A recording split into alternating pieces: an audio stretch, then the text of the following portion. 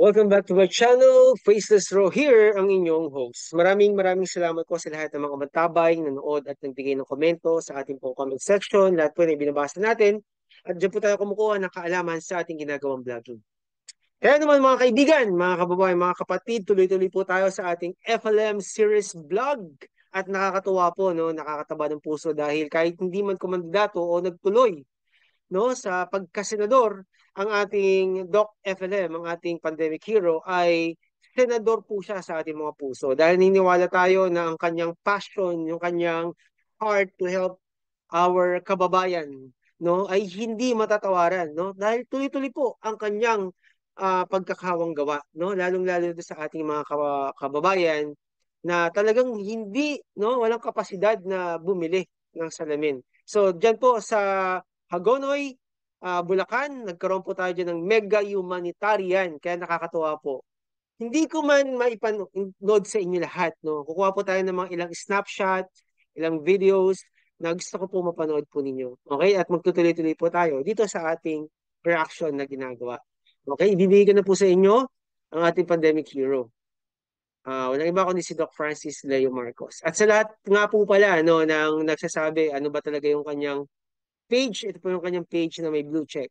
Francis Leo Marcos or Francis Leo Antonio Marcos. Ayan na, may Antonio Marcos na may blue check. At may followers na for 39,176. Last time ata nagkamali ako, no? Nasabi ko lang 4.7 friends pala yun. Sorry guys. Okay guys, check ko lang muna to kung nakashare na to. Kung okay yung ating sound. Okay? Kasi yung ginagawa natin ay raw. Makikita nyo dyan, hindi naman natin ini-edit. Sabihin ng iba, edited lang yan. Hindi edited guys. Nangyari talaga yan. Ang daming tao, ang daming wheelchairs, ang daming mga salamin. At hindi lang yon no? Ang ating pandemic hero ang nag-prepare Ng yan. madaling Panoorin natin. araw. Wait lang muna. Yan. Um, Alas 4 ng madaling araw. Wow, ang aga. 14 ng Marso. Na-slow net yata tayo guys. Wait lang ha. Wait natin si Doc.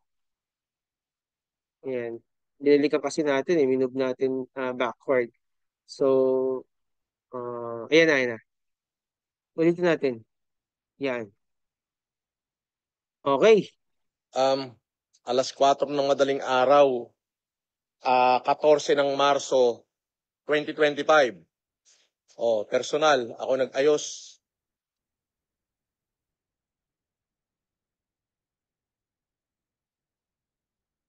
Yeah, tumitigil-tigil tayo mga kaibigan, no? Dahil ang hina yata ng ating connection. Kaya tinatawagan po natin ang Converge.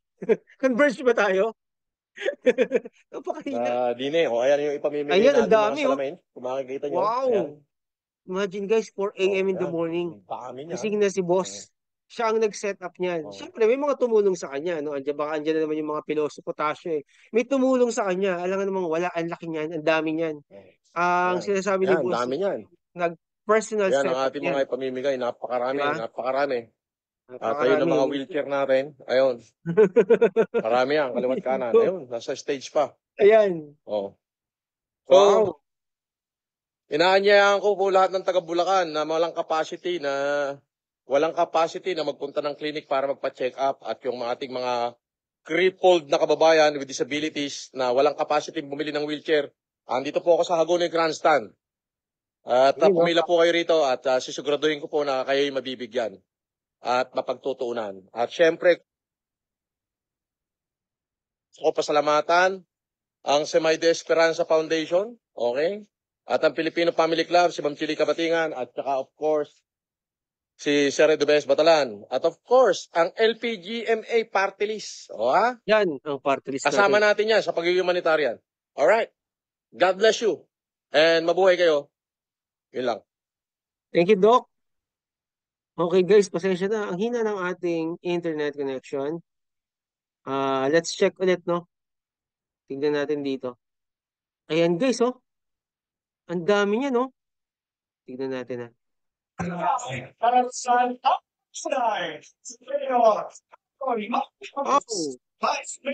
ang daming tao guys. Ang daming mga nabigyan, oh.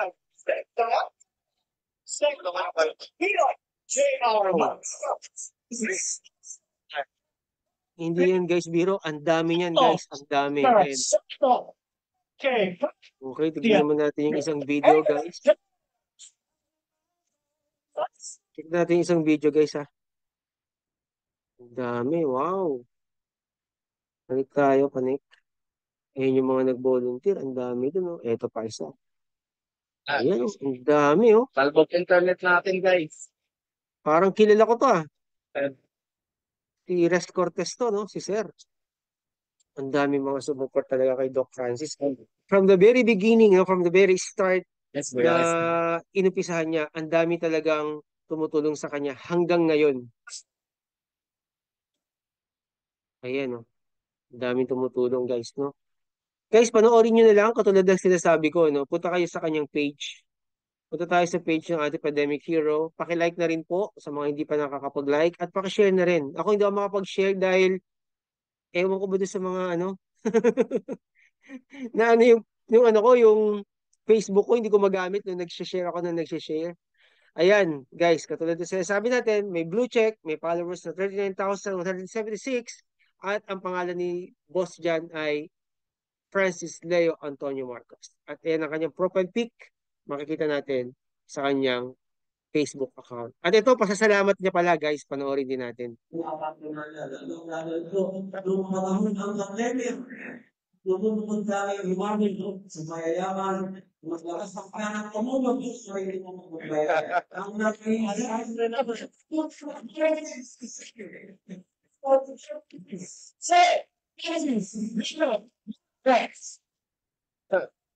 Ayun, oh. Magandang umaga po sa inyong lahat.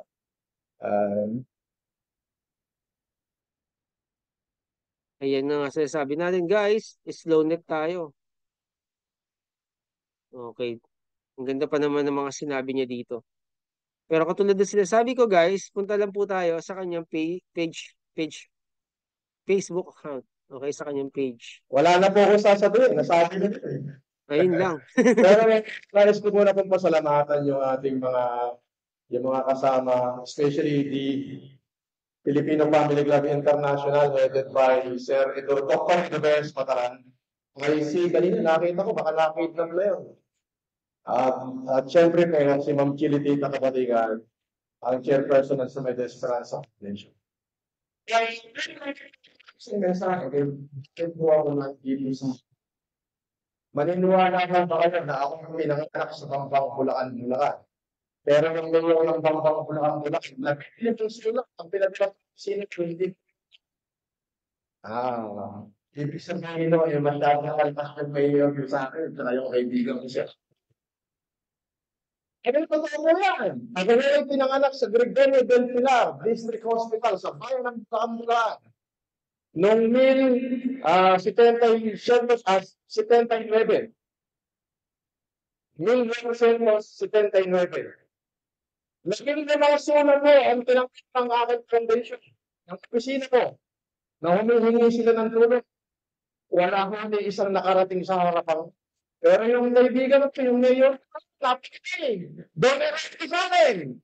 Nag-request ng alas 9, alas 10, General Murad. Ay, nag-request ko at nag-request sa akin na hindi nakin ko na makapagsiservisyohan lahat ng mga taga-Hagonoy. Lahat eh. Yung may mga palisado dyan na hindi talaga makabili ng kanilang wheelchair, sisiguraduhin po natin na lahat po magkakaroon. Kailangan po mapipsyan drop. Isa yung hindi po aabulin, baka si Mayor Betty Manlapis na mag-deliver sa bahay nila. Mabibigyan. Delivery nila.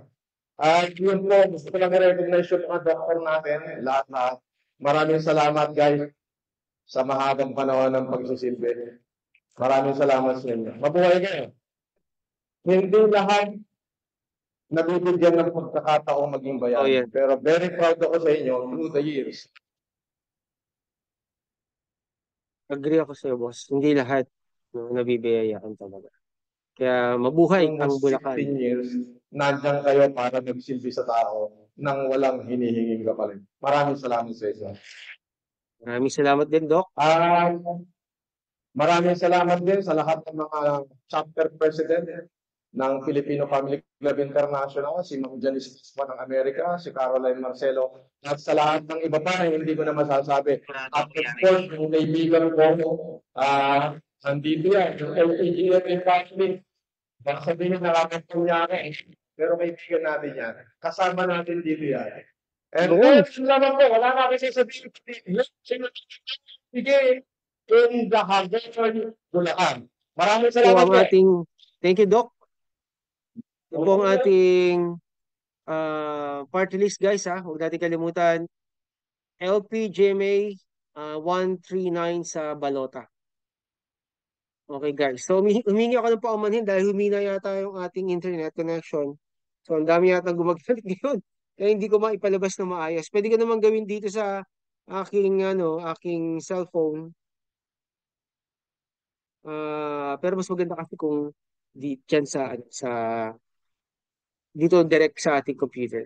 So maraming salamat guys sa inyong panonood. Nakita nyo naman, no, kung gaano talaga tumutulong ang ating pandemic hero. Walang iba kundi si Doc Francis Leo Marcos. In spite and despite of everything na anong sinasabi ng maraming mga tao sa paligid at lahat ng mga tao na negative na nakakita ng magagandang bagay na ginagawa niya, negative pa din, wala tayong magagawa doon kasi iba-iba rin naman tayo ng tingin ng view sa tao. So ako masasabi ko pa rin na ginagamit si Doc Franz Leo Marcos ng ating Panginoon dahil lagi niyang ibinibigay, lagi niya sinasabi, huwag kayo magpasalamat sa akin, magpasalamat kayo sa Diyos. Ngayon, kung meron man siyang mga bagay na hindi nasabing tama, tayo po ng mga supporters niya humingi ng paumanin sa inyo. Pero maririnig niyo rin lagi sa kanya, no? Kung may mali ako, humingi ako ng tawad. Ganun si Doc Francis Leo Marcos. May mababang puso po siya.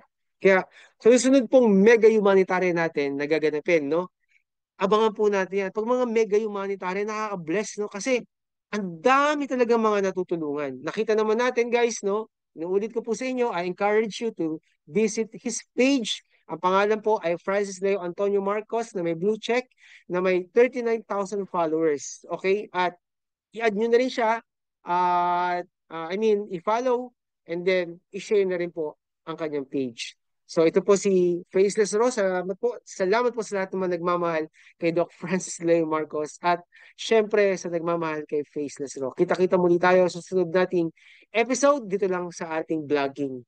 God bless everyone. Bye-bye!